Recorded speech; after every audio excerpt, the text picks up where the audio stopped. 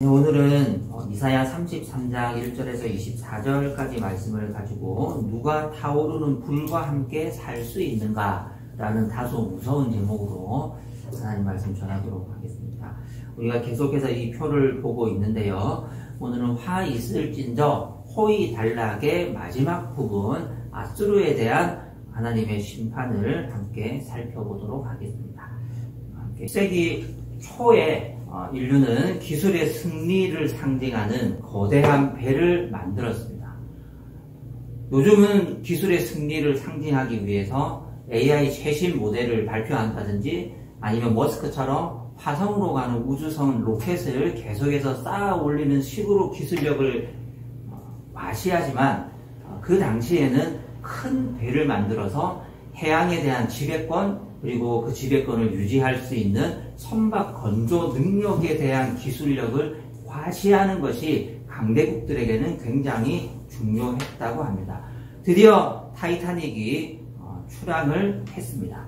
당대의 사람들은 인류의 지혜와 기술이 총동원된 그 배를 결코 침몰하지 않을 불침 요새와 같다고 칭찬하고 아무도 그 배가 침몰할 것이라고는 상상도 하지 않았다고 합니다.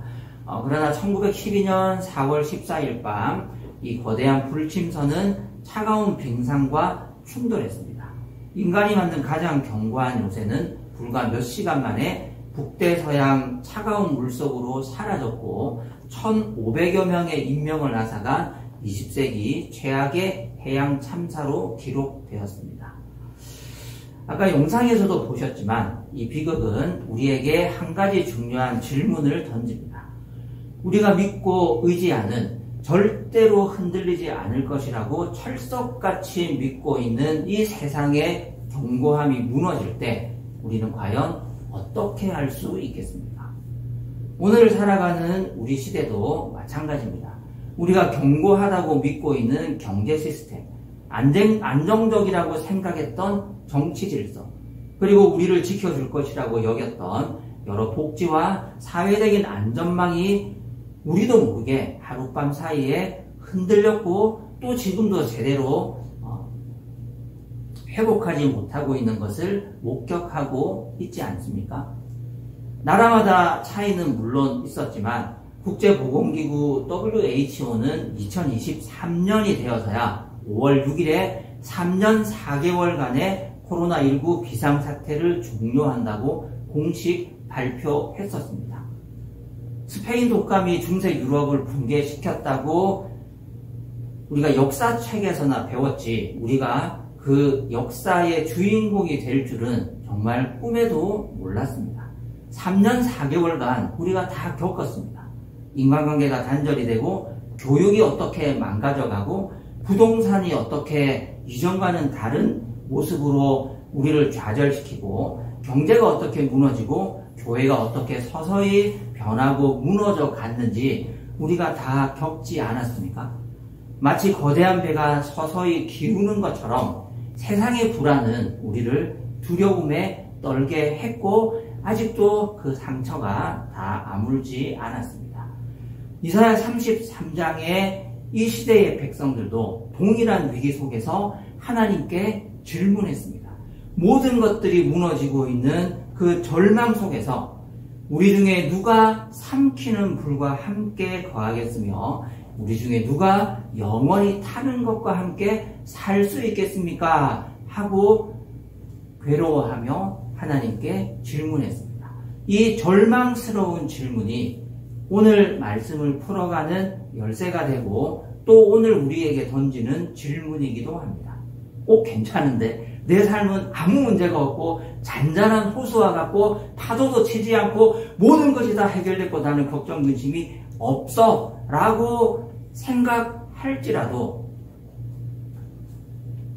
과연 우리가 하나님 앞에서 하나님이 우리의 삶을 한번 흔드실 때 하나님이 불안간 우리의 삶에 불을 던질 때 과연 이 모습 이대로 하나님 앞에 설 수 있겠는가 하는 그 질문을 갖고 오늘 본문 이사야 33장을 함께 나눌 수 있기를 바랍니다. 먼저 1절에서 9절 단락을 보시면 1절에서 9절 단락 이사야 33장 전체는 아니지만 적어도 1절에서 9절은 아수르를 향한 심판의 메시지로 시작합니다. 아수르를 향한 심판의 메시지를 대언하면서 이 위기의 본질이 무엇인지를 도전하고 있는데요. 우리 1절 말씀 같이 한번 읽어보시겠습니다. 시작.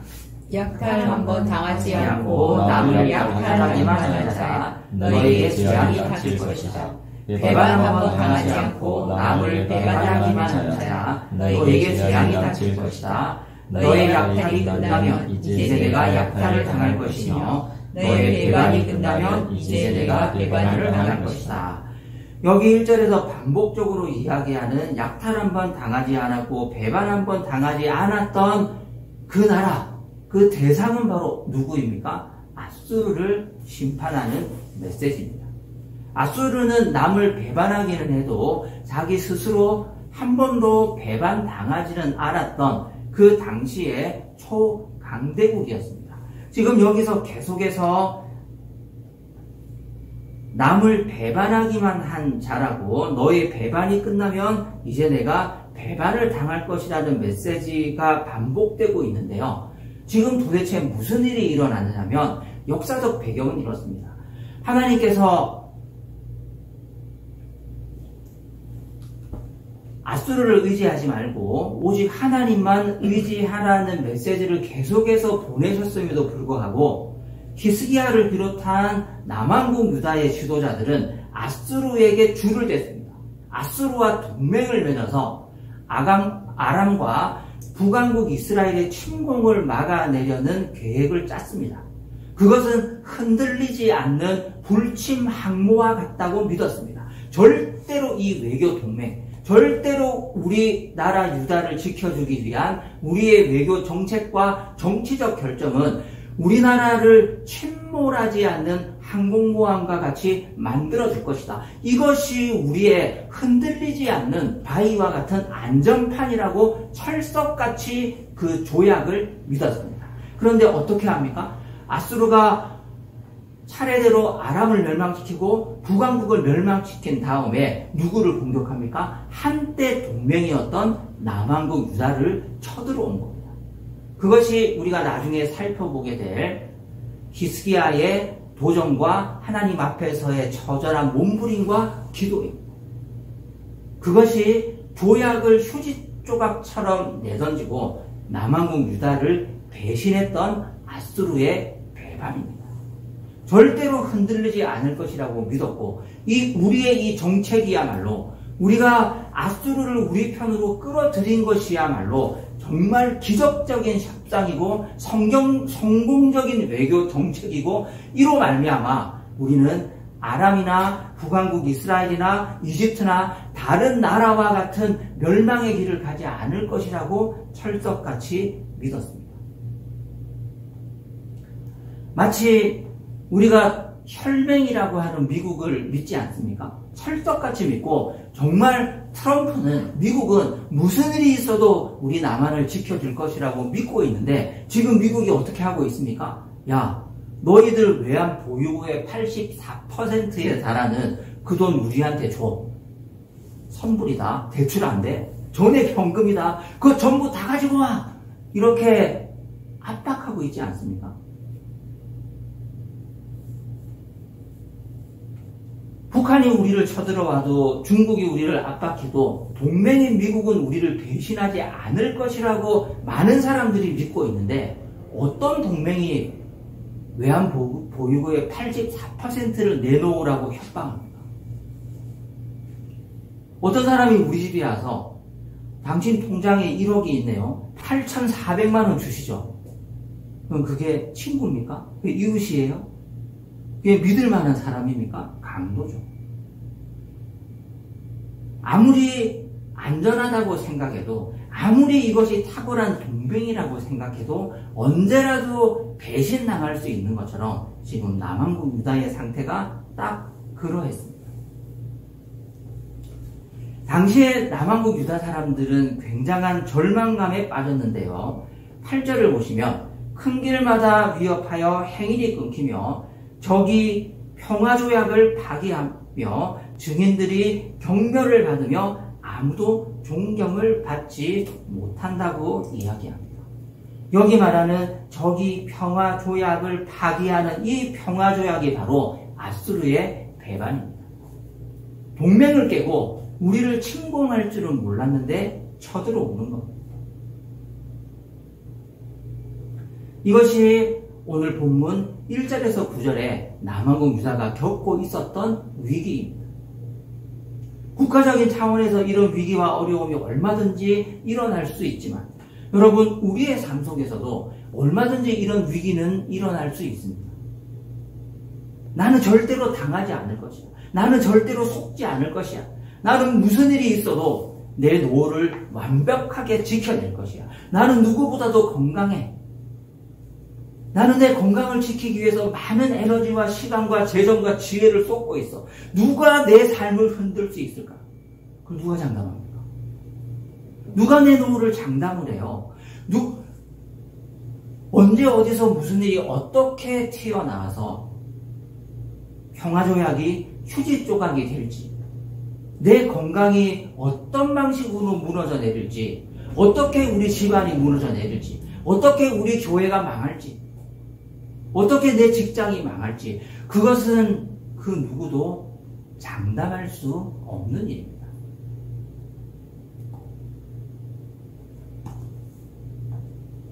하나님께서 바로 이런 상황에 있는 유다를 경고하셨던 것처럼 오늘도 안일함에 젖어있는 우리에게 경고하십니다. 네가 가장 안전하다고 생각할 때, 절대로 내가 탄 타이타닉은 가라앉지 않는다고 생각할 때 그것을 너무 믿지 마라. 너무 자신하지 마라. 모든 것이 완벽하다고 편안함에 젖지 마라고 경고하십니다. 두 번째 단락 10절에서 14절 단락에 보면 아주 중요한 질문 하나가 나오는데요. 누가 이 불과 함께 살 수 있겠는가 하는 아주 중요한 질문입니다. 우리 14절 말씀 같이 한번 읽어보겠습니다. 시작. 시온에서는 죄인들이 공포에 떨고 경건하지 않은 자들이 두려움에 사로잡힙니다. 우리들 가운데 누가 사르는 불을 견디어 내겠는가? 우리들 가운데 누가 꺼지지 않는 불덩이를 견디어 내겠는가? 하고 말한다. 여기서 삼키는 불, 사르는 불, 꺼지지 않는 불, 이 불은 무엇을 의미할까요? 경건하지 않은 자들이 두려움에 사로잡히고 우리들 가운데 누가 사르는 불을 견디어내고 우리들 가운데 누가 꺼지지 않는 불덩이를 견디어내겠는가 하고 말하는데 도대체 이 상황은 무슨 상황일까요? 1차적으로는 아수르의 침략과 같은 피할 수 없는 심판의 불을 의미하는 것은 명백합니다.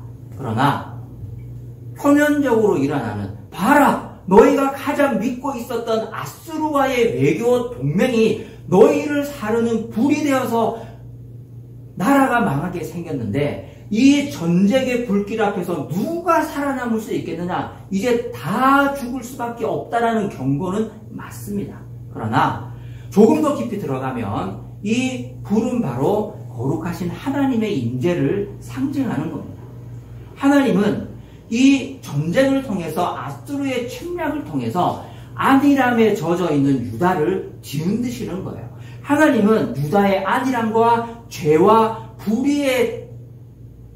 불의를 용납하지 않으시는 소멸하는 불과 같은 하나님이십니다. 타락한 세상 속에 하나님의 심판의 불이 임할 때 안일함에 젖어있고 죄악에 젖어있던 유다의 백성과 지도자들은 불 앞에서 견딜 수 없기 때문에 두려워서 떠는 겁니다. 이 질문을 살짝 바꾸면 이렇습니다. 누가 교회 잘 다니고 있느냐는 질문이 아닙니다. 누가 성경 지식이 많으냐고 묻지 않습니다. 누가 저 불 앞에서 타죽지 않고 살아남을 것이냐. 이것이 하나님의 질문입니다. 이 질문 앞에 우리가 정직하게 설 수 있어야 합니다. 나는 저 불을 견딜 수 있는 사람입니까? 하나님이 우리의 삶을 흔드실 때, 하나님이 우리의 삶을 불로 태울 때, 하나님이 이 나라를 전쟁의 불로 태우실 때, 하나님이 이 나라를 경제적인 불로 태우고 계실 때, 하나님이 우리 집을 홀라당 다 태울 때 우리는 그 불을 견딜 수 있습니까? 나는 그 불을 버텨낼 수 있을까요? 내가 타 죽지 않을 수 있을까요? 괜찮은데. 우리 집엔 패닉룸이 있는데 내가 이럴 줄 알았지롱. 내가 이럴 줄 알고 패닉룸을 만들어놨어. 생존 배낭을 만들어놨지롱. 여러분, 하나님이 우리 삶을 흔들고자 작정하실 때 과연 어떤 사람이 이 불을 견딜 수 있을까요? 유다 백성들은 자기들 나라에 닥친 이 아수르의 침공이 너무너무 두려웠습니다. 그래서 두려움에 사로잡혀서 우리들 가운데 누가 사르는 불을 견디어낼 수 있겠습니까? 우리들 가운데 누가 꺼지지 않는 돌덩이를 견디어낼 수 있는 사람이 누가 있겠습니까? 라고 선지자와 하나님 앞에서 절규할 수밖에 없었습니다. 이번 추석에도 우리가 다 고향에 다녀오셨겠지만 한 해 한 해 내려갈 때마다 이제 한 부씩 남은 부모님들이 늙어가시는 걸 볼 때마다 저물고 있다는 생각을 많이 하게 됩니다. 몇 년 전만 해도 명절에 이댁 저댁을 가면 참 활기가 있었고 참 재미도 있었고 함께 누리는 즐거움도 있었는데 이제 점점 그런 즐거움은 줄어가고 서글픔과 슬픔과 아련한 그리움이 점점 제 마음속에 더 커져 오는 것 같아요. 한편으로 마음 한 구석에 어떤 후회가 있느냐면 내가 이 저무는 시대를 잘 준비하지 못한 것은 아닐까.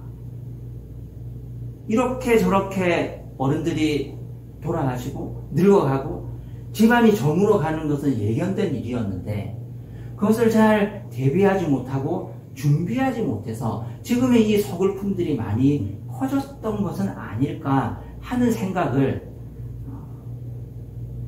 한 대구에서부터 시작해서 한 천안까지는 계속해서 했던 것 같습니다. 근데 천안 지나니까 또 잊혀져요. 내 삶이 가까워져 오니까 점점점 그 기억이 경부고속도로 저편에 그냥 남아있게 되더라고요. 하나님이 우리의 삶에 불을 지르실 때 그것은 우리에게 큰 후회일 수도 있고 두려움일 수도 있고 그것을 다 잃어버리고 난 다음에 내가 이제 무엇을 할 수 있지? 라는 굉장히 무거운 질문으로 우리의 삶을 짓누를 수도 있습니다. 하나님의 구원은 15절에서 24절 단락에 무엇이 우리의 반석이 어디인지를 비워서 말씀하시는데요. 15절에 보시면 이 불을 견딜 수 있는 사람은 어떤 사람인지를 명확하게 말씀하시는데요. 같이 한번 15절 말씀, 16절까지 같이 한번 읽어보겠습니다. 시작. 의롭게 사는 사람, 정직하게 말하는 사람, 권세를 누려 가난한 사람의 재산을 착취하는 일은 아예 생각하지도 않는 사람, 뇌물을 거절하는 사람, 살인자의 음모에 귀를 막는 사람, 악을 깨하는 것을 보지 않으려고 눈을 감는 사람, 바로 이런 사람들이 안전한 곳에 산다. 돌로 쌓은 견고한 산성이 그의 인신처가 될 것이다. 먹거리가 끊어지지 않고 마실 물이 떨어지지 않는다. 전쟁의 와중에서도 안전한 벙커 안에 들어간 사람 마냥 이런 사람들은 안전한 곳에 살고 돌로 쌓은 견고한 산성이 그의 은신처가 되고 먹거리와 마실 물이 떨어지지 않는 완벽한 피난처에 거할 것이라고 약속하셨습니다. 그 사람들은 어떤 사람들이에요? 15절에 보시면 의롭게 살고 정직하게 말하고 권세를 부려 가난한 사람의 재산을 착취하는 일은 생각하지도 않고 뇌물도 거절하고 살인자의 음모와 악을 꾀하는 것은 보지도 않으려고 눈을 감는 사람은 구원을 받는 거예요. 자, 다시 우리의 삶에 대입해 봅시다. 우리는 이런 사람인가요? 여기에 주어지는 합격선이 교회 잘 다니고 계십니까? 헌금 얼마 하셨어요? 제사훈련에 얼마나 성실하게 참여하셨습니까? 여러분 몇 명 전도하셨죠? 여러분 이것을 묻는 것이 아니잖아요. 일주일에 교회 봉사 몇 시간 하셨습니까? 아, 저런 10분의 1이 안 되네요. 안타깝습니다. 이번 라운드는 탈락. 이게 아니에요. 합격선이 뭐예요? 의롭게 살아야 되고 정직하게 말해야 되고 권세를 부려서 가난한 사람의 재산을 뺏지 않아야 뇌물도 안 받고 살인자의 음모에 귀를 막고 악을 꾀하는 것을 보지도 않으려고 눈을 감아야 돼요. 이것이 하나님의 커트라인에 합격하는 겁니다. 이게 어렵지 않습니까? 이 굉장히 커트라인이 어려운 거예요. 우리가 어떻게 살았는지를 하나님이 묻는 겁니다. 네가 그런 삶을 쌓아왔다면 네가 30살에 결혼해서 나이 60이 가까워지는 그 30년 어간의 너의 가정의 공의와 진실과 사랑과 인애와 자비와 효도와 부모 공경과 이런 것들이 다 있었어? 너의 가정에, 너의 가문에, 너의 직장에 네가 30여 년간 직장 생활할 때 예수 믿는 사람으로서 빛과 소금으로 살았던 그 행적들이 있었어? 어디 한번 볼까? 이거예요. 마음이 굉장히 압박감 느껴지지 않아요? 내가 교회 잘 다닌 건 써서낼 수 있고 내가 전도한 건 써서낼 수 있고 내가 교회 봉사하는 시간은 얼마든지 봉사 시간 차고 넘치도록 낼 수 있는데 너의 집안에 인애와 사랑과 자비와 희생과 섬김이 있었냐? 네가 직장 생활하면서 빛으로 소금으로 예수 믿는 사람으로서 자비와 공의와 인애를 베풀면서 네가 직장 생활했는지 한번 내가 살펴볼까? 이러면 우리 마음이 굉장한 압박감을 받아요. 아마 이 질문 앞에서 네가 목사야? 네가 집사야? 네가 장로야? 이러면 전부 다 탈락이죠. 누가 이 15절 16절에 이 하나님의 엄숙한 말씀 앞에 합격할 수 있겠습니까? 다 죽으란 소리죠. 이거는 어차피 안 되니까 그냥 너는 어차피 불에 타 죽을 사람이니까 너는 안 되겠네. 그런 선언처럼 너무나도 부담스럽게 우리 마음을 압박하는 거예요.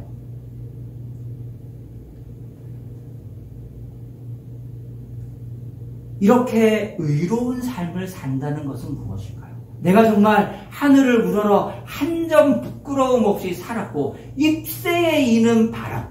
여러분 이제 가을이 성큼 다가온 것 같은데 잎사귀가 다 떨어지고 나무에 잎새 낙엽 하나가 딱 걸려 있는데 바람이 부다가 잎새에 바람이 약간의 굴절을 일으키면서 그 잎새를 지나치면서 바람이 약간 방향을 바꾸잖아요. 그게 잎새에 이는 바람이잖아요. 그 잎새에 이는 바람에도 양심에 찔려서 아파하는 것. 우리가 그렇게 살기 너무 힘들지 않습니까?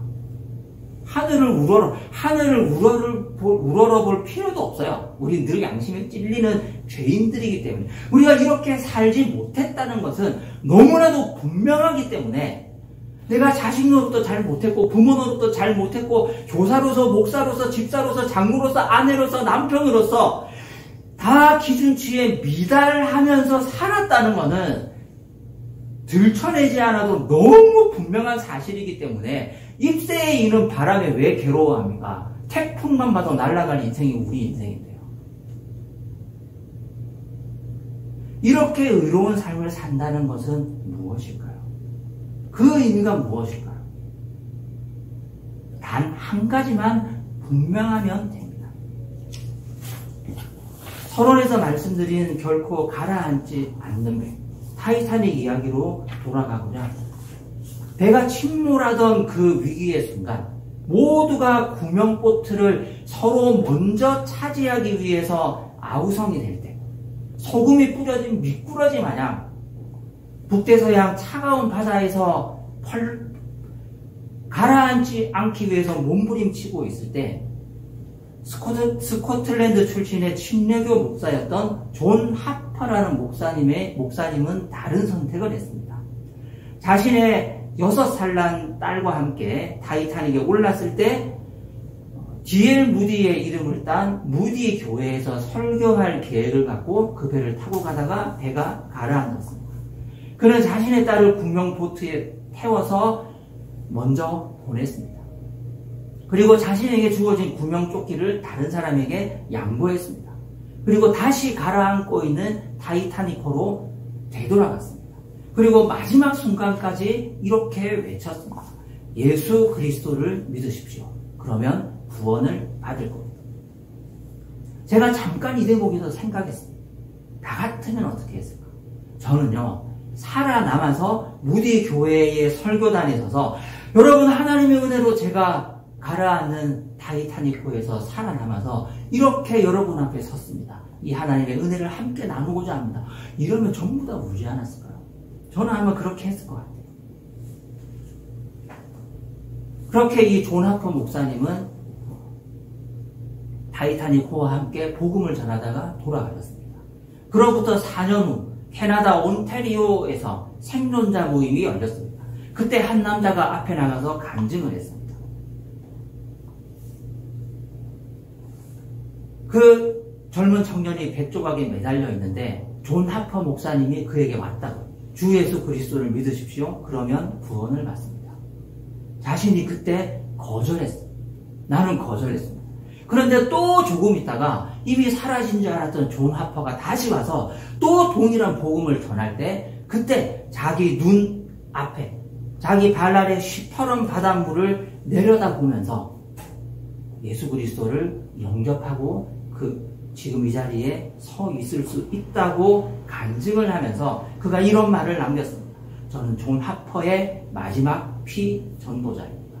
I am the last convert of John Harper. 나는 그가 구원한 마지막 구원받은 사람.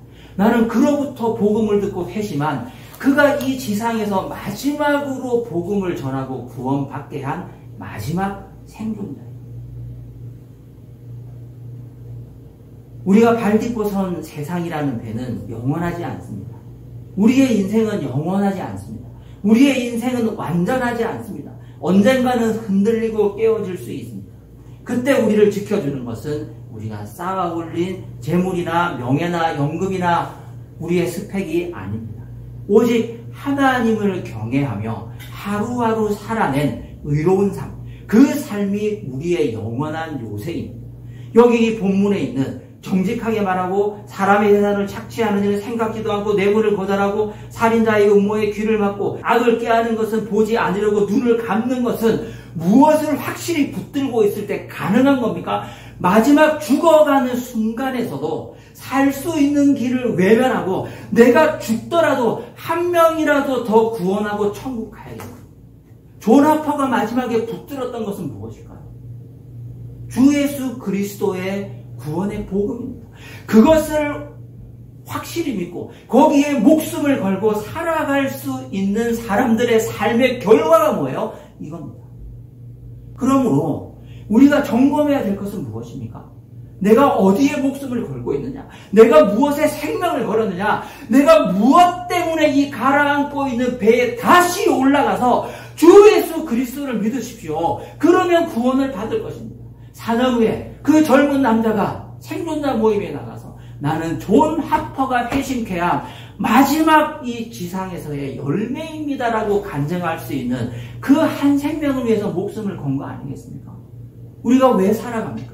우리가 왜 밥 먹고, 우리가 왜 땀 흘리고, 우리가 왜 생업을 하고 피땀을 흘리면서 우리 인생을 힘겹게 살아갑니까? 주 예수 그리스도의 복음 때문에.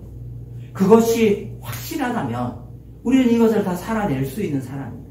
그것이 흔들리지 않는 우리의 신앙 고백이라면 우리는 타오르는 불과 함께 생존할 수 있는 복음의 반석 위에 선 사람입니다. 타이타닉이 출항할 당시에 승선권의 금액에 따라서 3개 등급으로 사람들의 명단을 나누었습니다. 그러나 비극 직후에 영국 리버풀의 화이트 스타 라인사는 승객들의 명단을 다시 보겠습니다. 구조된 사람과 죽은 사람.